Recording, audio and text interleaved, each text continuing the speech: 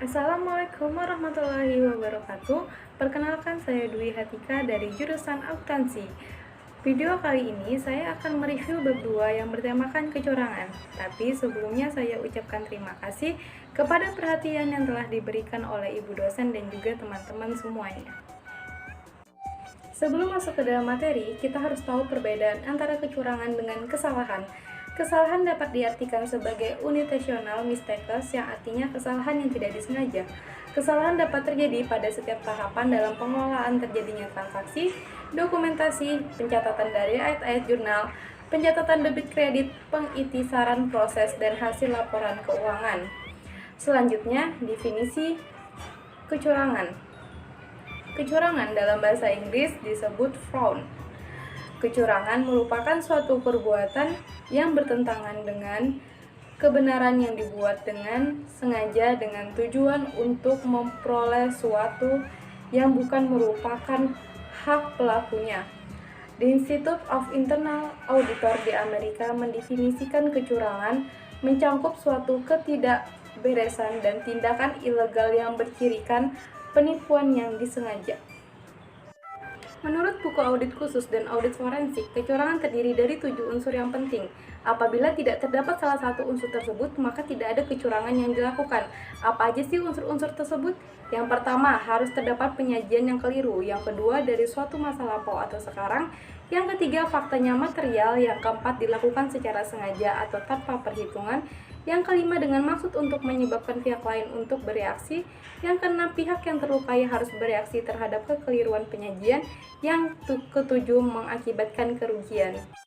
Penyebab terjadinya kecurangan. Berdasarkan hasil penelitian menunjukkan bahwa terjadinya kecurangan sebagai akibat antara tekanan kebutuhan seseorang dengan lingkungan yang memungkinkan bertindak.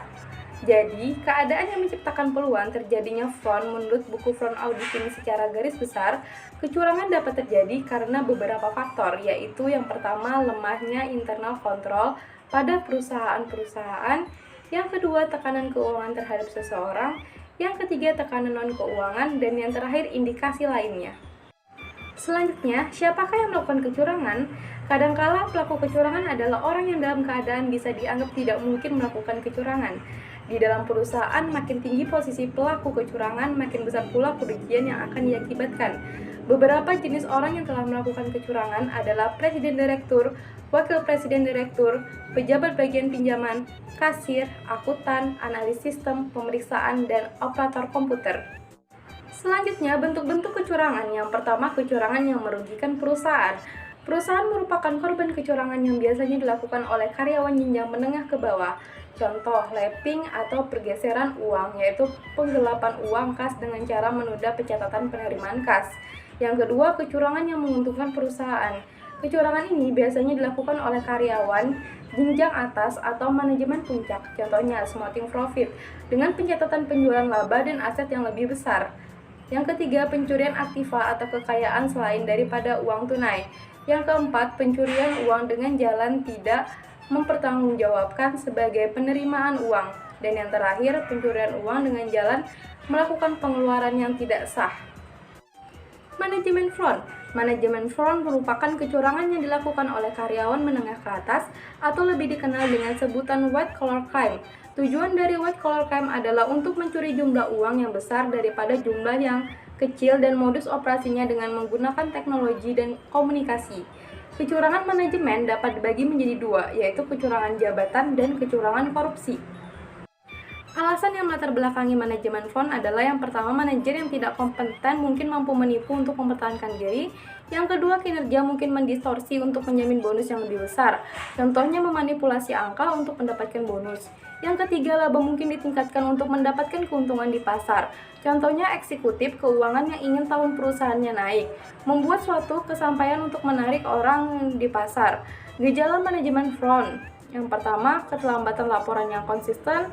Yang kedua, manajer yang secara reguler mengerjakan tanggung jawab bawahannya. Yang ketiga, ketidaktaatan terhadap arahan atau kebijakan dan prosedur perusahaan. Yang keempat, pembayaran kepada pemasok didukung bukti kopi daripada bukti asli. Yang kelima, komisi tidak sebanding dengan kenaikan penjualan. Selanjutnya, employee fraud atau disebut dengan kecurangan karyawan. Biasanya melibatkan karyawan bawahan dan juga biasanya melibatkan perpindahan hasrat dan pemberi kerja. Contoh kecurangan karyawan yaitu pencurian dalam bentuk kas dan barang, menaikkan pembayaran perusahaan untuk menutupi item yang dipesan untuk penggunaan pribadi karyawan. Gejala kecurangan karyawan yang pertama, laba yang dilaporkan tidak meningkat sesuai dengan harapan. Yang kedua, penyimpanan dalam barang jadi, bahan baku atau supply. Yang ketiga, peningkatan jumlah biaya operasi yang tidak dapat dijelaskan. Selanjutnya, ada computer fraud. Kecurangan dapat juga terjadi pada perusahaan yang menggunakan sistem komputerisasi loh. Ada beberapa cara untuk melakukan kecurangan. Yang pertama, menyalahgunakan komputer atau mencuri sumber daya komputer. Yang kedua, mengubah atau menjalin catatan dasar data. Yang ketiga, memanipulasi data, masukan atau dengan sengaja memasukkan data yang tidak benar.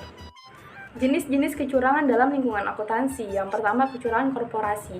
Kecurangan korporasi merupakan kecurangan yang dilakukan untuk suatu perusahaan.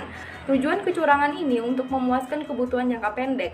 Kecurangan korporasi biasanya dilakukan oleh pejabat eksekutif dan manajer pusat laba dan perusahaan publik. Kedua, kecurangan pelaporan keuangan. Kecurangan pelaporan keuangan merupakan penyajian laporan yang merusak integritas informasi keuangan dan dapat mempengaruhi berbagai korban seperti pemilik kreditur, karyawan, auditor, dan bahkan kompetitor. Contoh dari kecurangan pelaporan keuangan yaitu memanipulasi, memasukkan, atau mengubah catatan dokumen, salah menerapkan kebijakan akuntansi, contohnya mencatat pembayaran di muka sebagai biaya periode berjalan. Kegagalan audit. Kegagalan audit terjadi pada saat auditor gagal memenuhi ekspektasi bahwa auditor dapat mendeteksi dan mengkoreksi atau mengungkapkan setiap kelalaian atau kesalahan besar dalam penyajian informasi keuangan. Kegagalan audit disebabkan antara lain yang pertama, kesalahan interpretasi auditor terhadap PABU, yang kedua, kesalahan interpretasi auditor terhadap GAS, dan yang terakhir, kesalahan karena adanya kecurangan. Tanda-tanda kecurangan. Yang pertama, pencatatan yang disengaja dirumitkan. Yang kedua, perusahaan dalam keadaan kesulitan keuangan. Dan yang ketiga, terdapat banyak koreksi dalam pembukuan. Yang keempat, pembatasan yang diberikan bagi auditor oleh karyawan. Adapun pencegah kecurangan, yang pertama memberikan insentif yang memadai, yang kedua penyederhanaan struktur organisasi, yang ketiga tersedianya catatan atau dokumen yang memadai.